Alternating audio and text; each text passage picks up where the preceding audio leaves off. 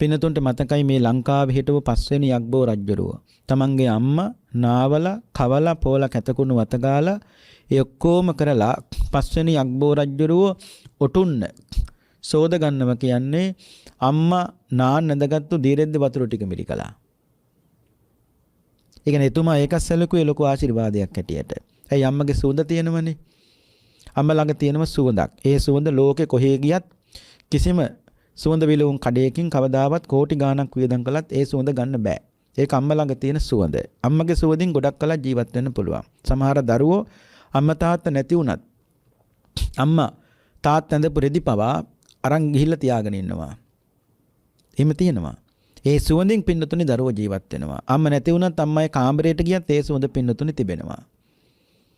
ඒ වගේම අම්මගේ කිරි සුවඳක් තියෙනවා. ඉතින් මේ සියල්ලත් එක දරුවෝ පින්නතුනේ බොහෝ කොට ජීවත් වෙනවා. ඉතින් 5 වෙනි යක්බෝ රජුරෝ වෙන කාටවත් අම්ම නාවන්න, කවන්න, පුවන්න, කැතකුණු වත ගන්න දෙන්නේ නැහැ. රජුරෝ තමයි මේ සෑම දෙයක්ම කරන්නේ. වෙන මොහොකටවත් නෙවෙයි.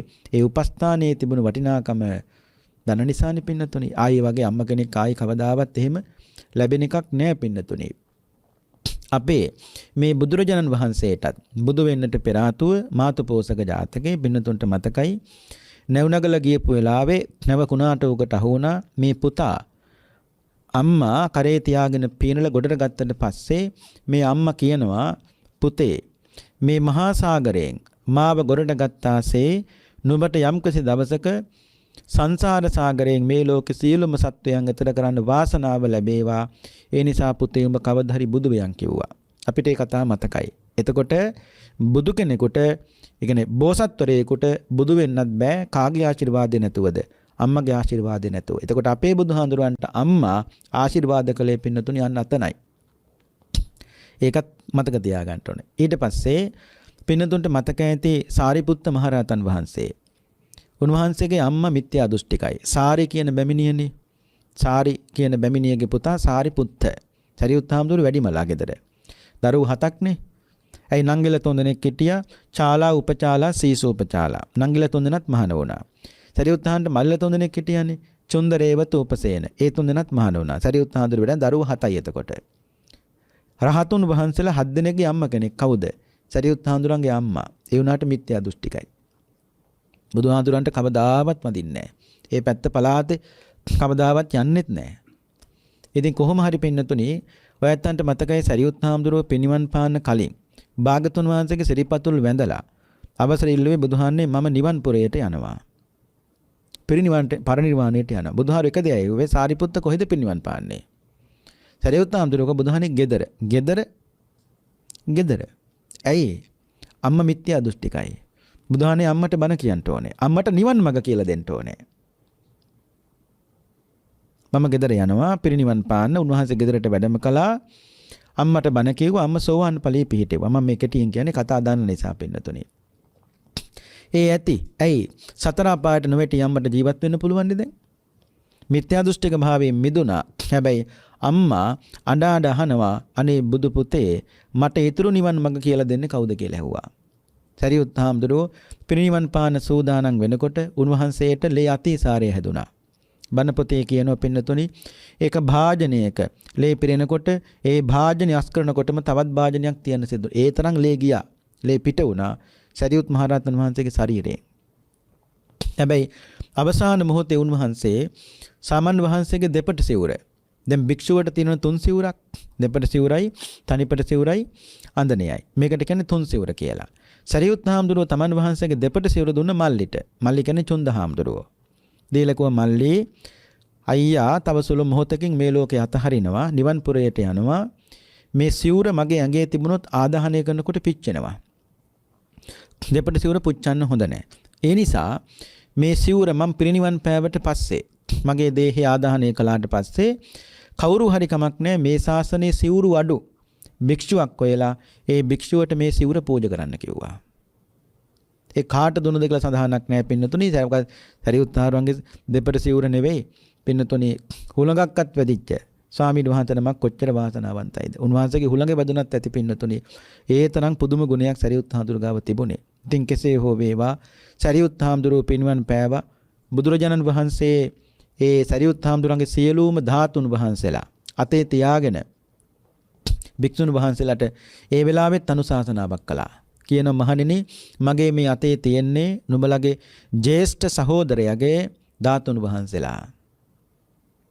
මහණෙනි මේ ශාසනයේ ලොකු හිස් බවක් තේරෙනවා සාරිපුත්ත නැතිවීමත් එක්ක. ඒක හරියට මම දකින්නේ දෙවන්ත වෘක්ෂයක දෙවන්ත ගහක හරියට දකුණු වත්ත කඩාගෙන බටනවා වගේ කිව්වා.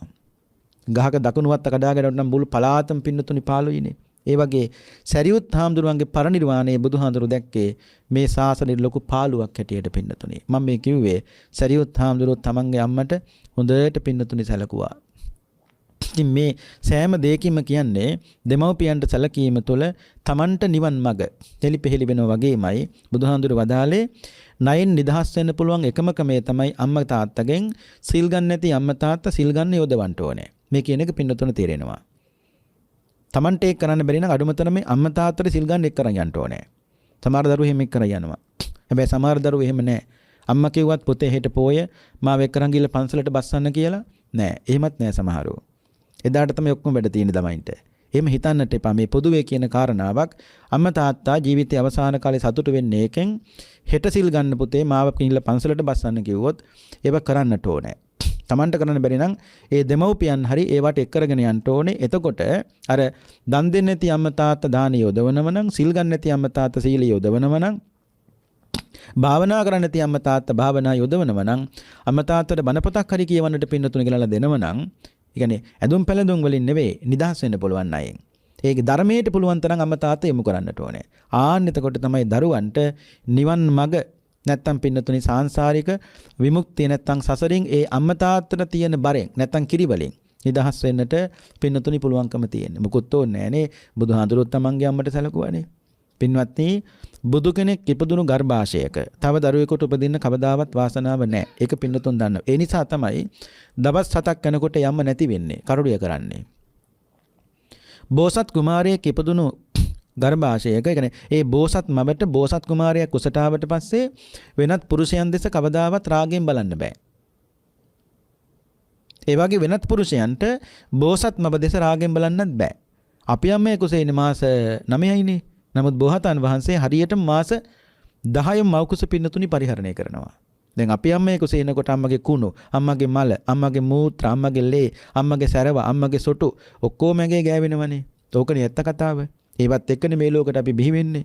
දැකලා තියෙනවනේ. එතකොට මමත් එහෙම ඔයත් එහෙමයි. උපන් හැටි අපි කවුරුත් හේදුවා. වෙන මොකටවත් නෙවෙයි. අර කුණු මල මූත්‍ර ඔක්කොම යන්න පින්නතුනි හොදන්න ඕනේ.